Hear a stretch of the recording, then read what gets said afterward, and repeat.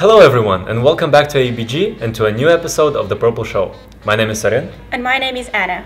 But before we get started, we would like to announce a little social project called Our Voice.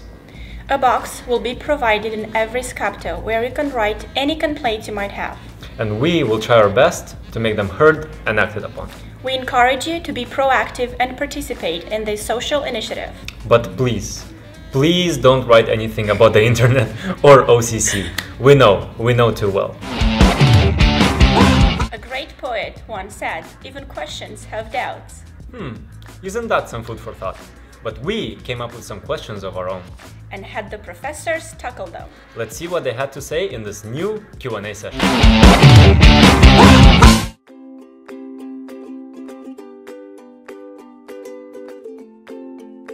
Painful. Yeah, painful, but fun. The fact that she made me wait for 35 minutes. It was in Sofia, in a square in the center of Sofia. It was on January, really cold and windy. Actually, I was probably 15. It was like the first real date. It was with a girl named Joy Gander. And we went to see a movie, Star Wars, like the first Star Wars, like back in, gosh, I don't know, mid-70s, late 70s, whenever that is. And her brother had to bring her because her parents wouldn't let her date yet because she was too young to date, but her older brother drove her to the theater. And I remember, early on, making one of those stretch moves to get your arm around the girl. I did that.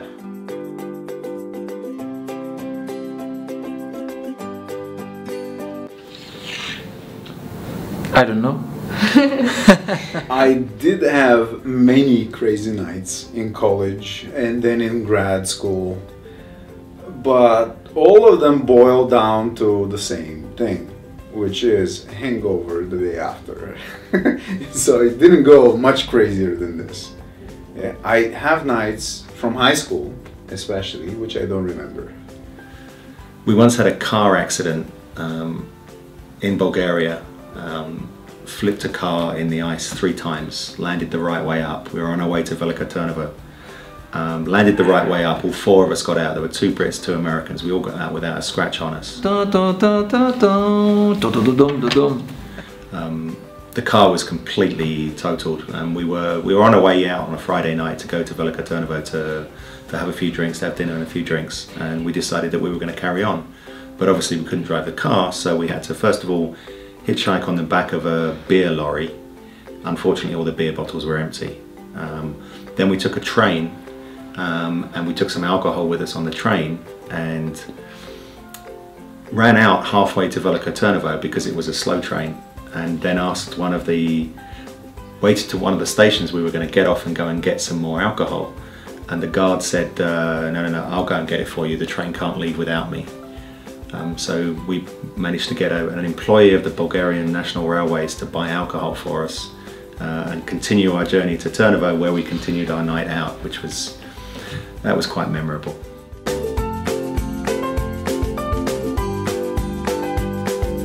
If you manage to organize your life after being blocked by sofas for 4 years, then you're ready to go. Come to Bulgaria, see the world.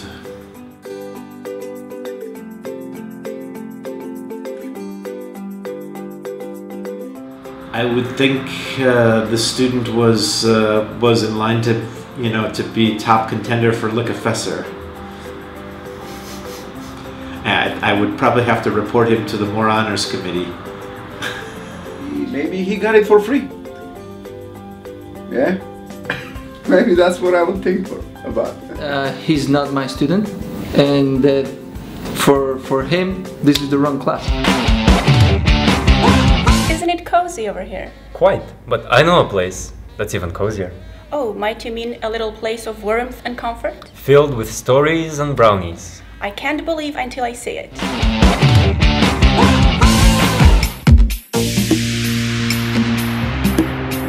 Hello, the Purple. Welcome to our crib. Probably the same person.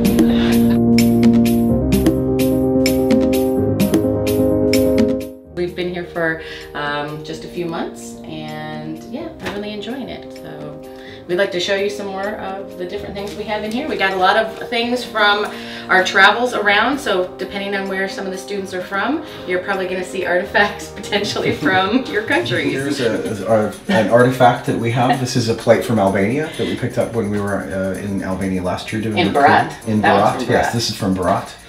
And we have this, so right now it's blank, but you'll see one that's full in a minute. We have a fridge magnet collection, and so as we go and we travel, we get refrigerator magnets. That's because for some reason, refrigerators here don't tend to be magnetic. They tend to be covered in wood and stuff. So yeah, so we have to buy things. Which is unusual for us. So we have to buy a metal thing to put them on. Rather than buying a fridge that we carry exactly. around. So here's more of our collection. We have a few things.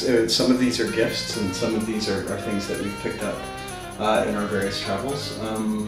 Probably, let's see. So from Budapest, we had so Dr. Wallace. When he went to Budapest, when we went to Budapest, we couldn't find these. He found them and got some stuff for us. We have some things, we got some funny stuff from Bulgaria. There's a couple of fish around the room. We have gifts from different students after they've graduated. They've decided alcohol was the best gift, I guess, for us. That's from Greece. It's from Greece, yeah. And from a crazy trip that we took, and we took the train. Don't take the train to Athens. It is not fun. That was from Prague, from a Christmas market in Prague, because we tend to go to Christmas markets every year. So this is Nicholas, our cat. That we brought him from Omaha, Nebraska, where we adopted him from the Humane Society there. And we learned a lot of stuff about bringing a cat from America to Europe. We go through Bulgaria, and we go to the space to declare something, and that guy goes, we're like, no, declare. And Mark's holding up the meow. Is what Mark basically did with the cat. And the guy goes, we're like, okay, maybe this is the wrong booth. We'll go down to the other booth. No, and then there's nobody there. And then we're like, well, maybe it's through this door. Yep. And we go through the door, and then we're out in Bulgaria. And then we're like, did we just smuggle a cat into Bulgaria? This is so this is our kitchen, and this is actually one of the reasons why we wanted this apartment, because it's a nice sized apartment kitchen, very easy to work in. One of the things that I know students like the brownies, and so we liked the oven because it was going to be easy to make the brownies. You've done the train. It's the best train. It wasn't the best train. It was not. We can all look back on it and say that we all had a wonderful experience, but we would probably never do it again. No, because it was one of the trains that was basically, I think part of it was being held together by the paint of the Russian graffiti. It was the first time we felt truly foreigners, because we were the only people on the train speaking English, and every time we said anything, everyone turned their head. Yeah. And it was like we were on a television show. Here are the Leonards. And it was in Kansas, you can see really big sky, because they talk about Kansas being flat, and so you get a lot of horizon. And what we realized, one of the things that we grew up with, and so it calms us down, is having that view. So we realized a view is actually really important for us. Right, so thanks for coming. This has been our apartment. Glad we could share it with you and some stories. Yep. And so we'll figure obscure movie reference for $50, Alex. Have fun storming the castle. It's never too late to raise awareness on serious issues. That's why we decided to remind you about Movember, A month dedicated to beards and mustaches. meant to educate people about the seriousness of prostate cancer. But who had the manliest mustache of all? I found out about Movember through one of the professors, Professor Wallerman from the JMC. This year I decided to make it like a wellness program for the residents' life and housing, and the idea is to have it so that AUBG students, professors, whoever can participate, and we can just support each other and have fun. That's basically the idea. I think last year nobody had heard about it, and so I know some of the other, like Mark Leonard, I'm sure knew about it, other American professors knew about it, but nobody had done it. So I did it last year, and I can't remember who else, but I actually did it and raised money last year, and that was great to basically help raise some money for men's health awareness.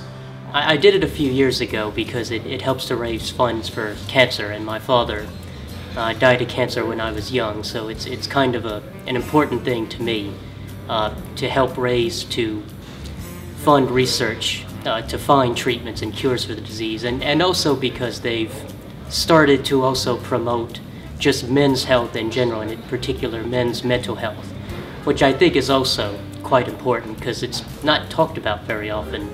I know that sounds arrogant, but yeah, I was looking on the Facebook page for the resident place, and there were some pretty handsome mustaches, but I'm of course biased, but I think mine was the best. It's a global movement. It started in Australia, over a decade now. I think it was about 2007 or maybe even earlier. And the idea is this is sort of the idea is that it's a men's thing. I mean, you know, men mustache, it sort of goes with that. You know, Movember, it's a nice sort of mnemonic. It kind of fits very well that way. And the idea is that you know, I'm not just growing this mustache for me. I'm taking pictures, I'm posting things, I'm asking people to donate money to this cause in the sort of in honor of this thing I'm growing on my face. But that's basically the idea, is that it's a means of trying to sort of both raise awareness and funds for research for these types of cancer. Well, the Movember event actually turned out quite well. More people participated than I expected, and I actually grew a better mustache than I expected. Thank you for being with us for the past 3 years now.